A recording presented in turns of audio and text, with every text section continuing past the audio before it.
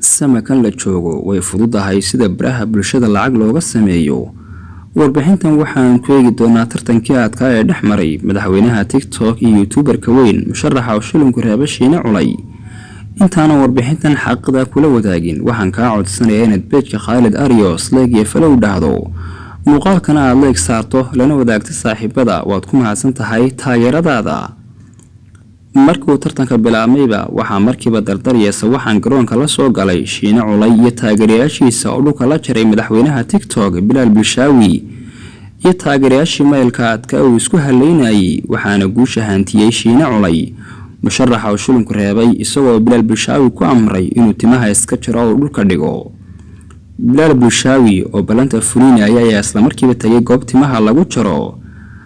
tartankina halkiisa ayuu mar kale ka bilaabmay isagoo Bilal Bulshaawi madaxweynaha TikTok soo ragaal celiyay.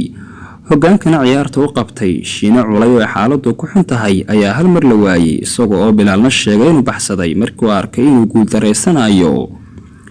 Shiine Culay oo ka fadhii waayay sawaxanka taageerayaasha Bilal Bulshaawi ayaa saqda dhexe muraayada soo hor fadhiistay isagoo sheegay in aanu baxsan ee TikTok-tiisa ay cilad ku timi isagoo ku eedeeyay taageerayaasha Bilal Bulshaawi inay ribood gareeyeen markay arkeen in Bilal Bulshaawi dabada dhulka ugu dhuftay.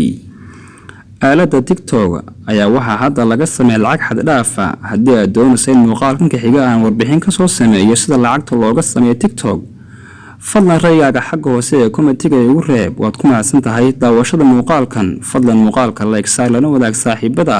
aad baad u mahadsan tahay.